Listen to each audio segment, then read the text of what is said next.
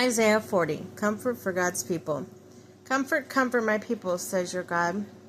Speak tenderly to Jerusalem and proclaim her that her hard service has been completed, that her sin has been paid for, and she receives from the Lord the hand double for her sins.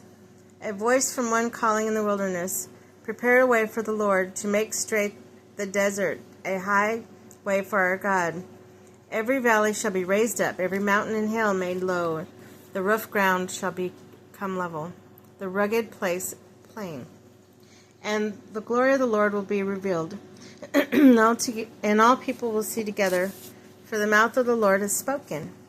A voice says, cry out, and says, what shall I cry? All the peoples are like grass, and their faithfulness is like the flowers of the field. The grass withers, and all the flowers fail, because the breath of the Lord blows on them.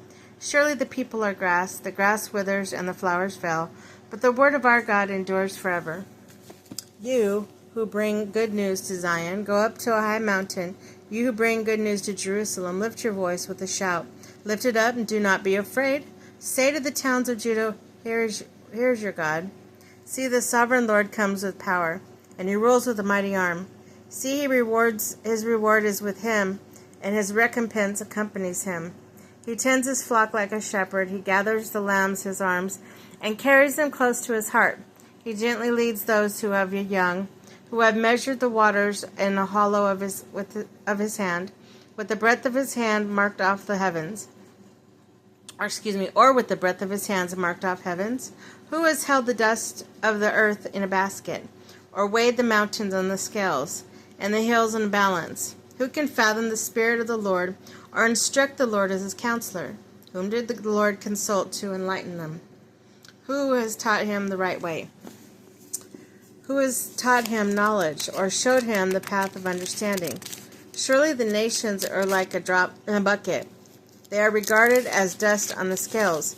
He weighs the island as though they were fine dust.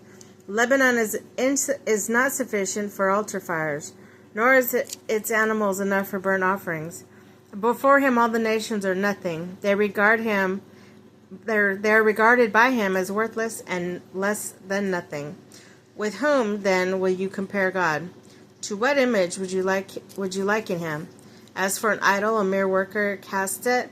A goldsmith overlays it with gold. A fashions silver chains for it. A person too poor to present such an offering selects wood that would not rot. They look for a skilled worker to set up idols that would not topple. Do you not know? Have you not heard? Has it not been told to you from the beginning? Have you not understood since the earth was founded?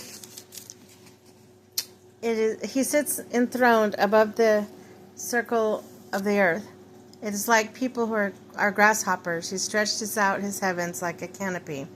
It spreads them out like a tent to live in. He brings princes to naught and reduces the rulers of this world to nothing. No sooner are they planted, no sooner are they sown, no sooner do they take root in the ground than he blows on them and they wither. And whirlwind sweeps them away like chaff. To whom will you compare me? Or who is my equal, says the Holy One? Lift your eyes and look to the heavens. Who created all these? Who brings out the starry host one by one and calls for each of them by name? Because of his great power and mighty strength, not one of them is missing. Why do you complain, Jacob? Why do you say, Israel, my way is hidden from the Lord? My cause is disregarded by my God. Do you not know? Have you not heard? The Lord is everlasting God, the creator of the ends of the earth. He will not grow tired or weary. In his understanding no one can fathom. He gives strength to the weary and increase to the power of the weak. Even youth grows tired and weary, and young men stumble and fall. But those whose hope is in the Lord will renew their strength. They will soar on the wings of eagles, and they will run and not grow weary. They will walk and not be faint.